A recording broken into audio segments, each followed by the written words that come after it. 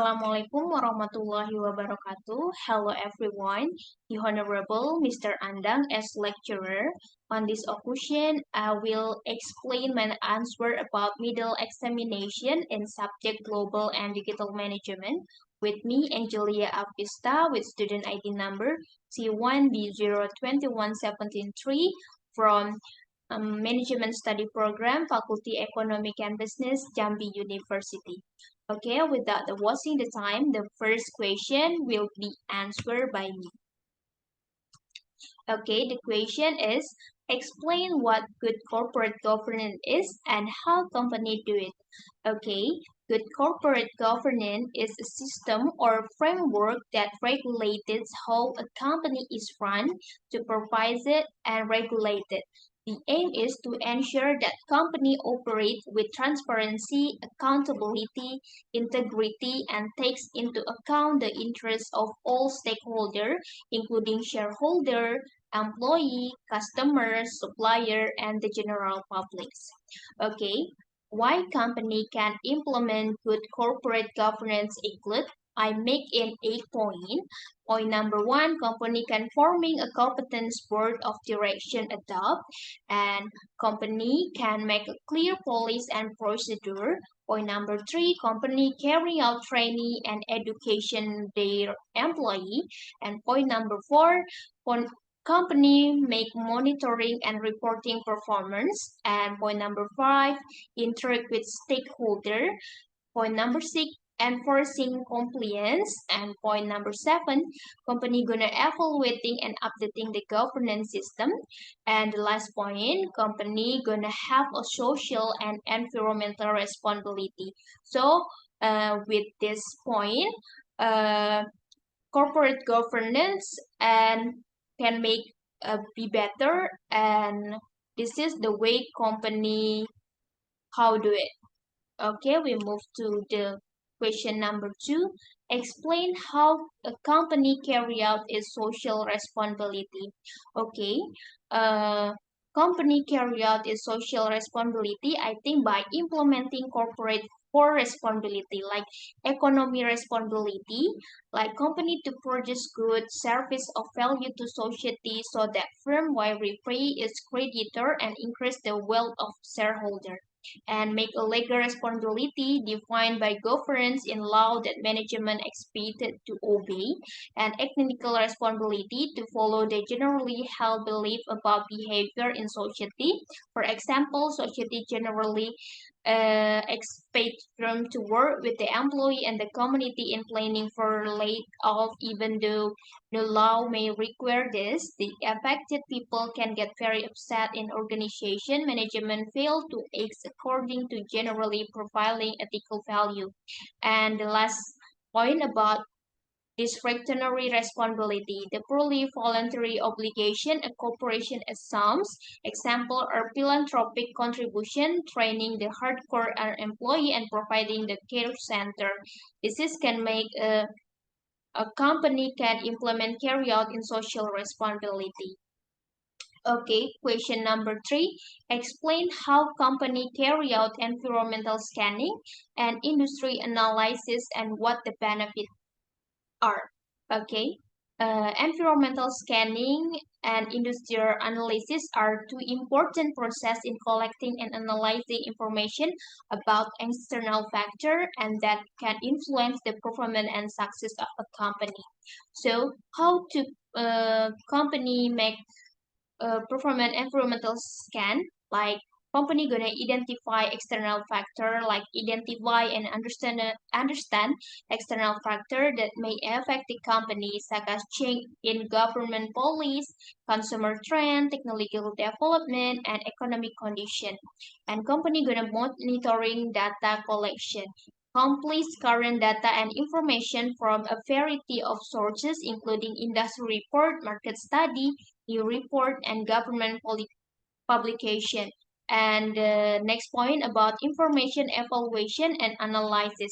Analyze data to identify trend, opportunity, and potential threat. This includes assessing the impact of external factor on a company's strategy and operation. And the last point, integrating result with business strategy. Use analyze result to inform that modify business strategy, investment decision, and operational plan. This is how to performance environmental scan in the company. And how conduct industry analysis. Company gonna identify concern PES, identify and analyze key competitor in industry. This include understanding their relative strengths and weakness.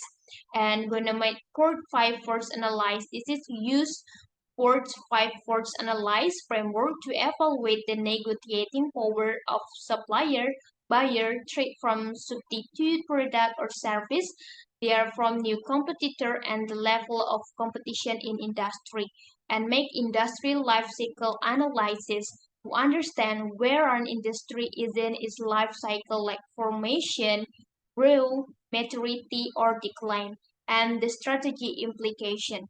And then trend analyze and innovation. Make analyze the main trend, innovation, and technological development in industry that can influence company strategy and differentiation.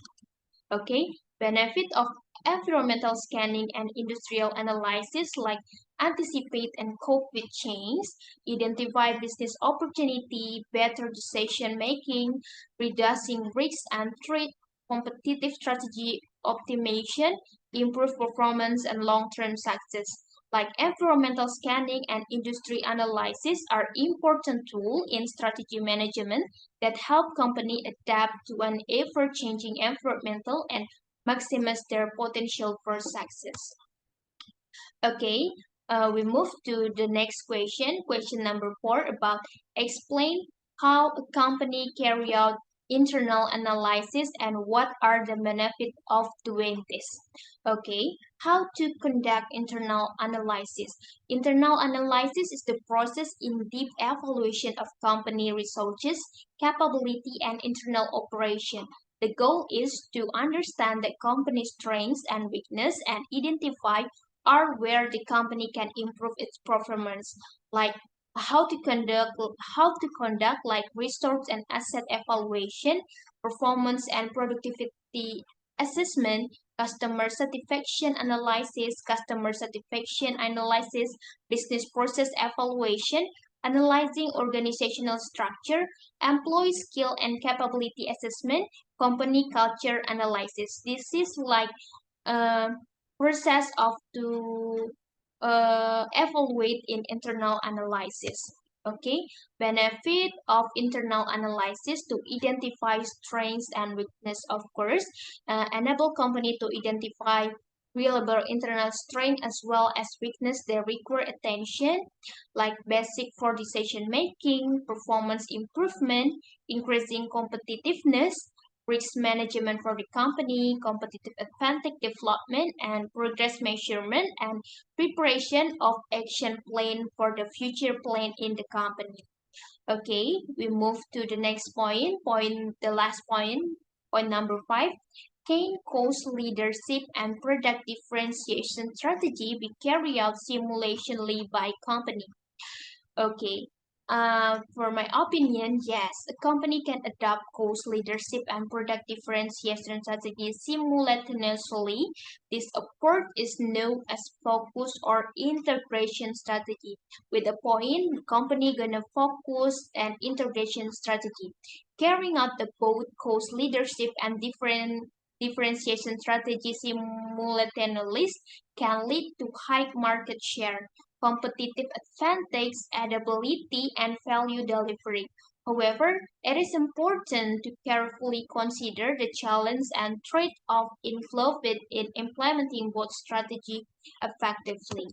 Okay, this is like combina- this is like combination cost leadership strategy and product differentiation, like differentiation through operational efficiency, differentiation through innovation, and basing on specific market segment, managing costs without scraping quality, improve operation efficiency to drive differentiation, and the last, understanding company priorities and goals.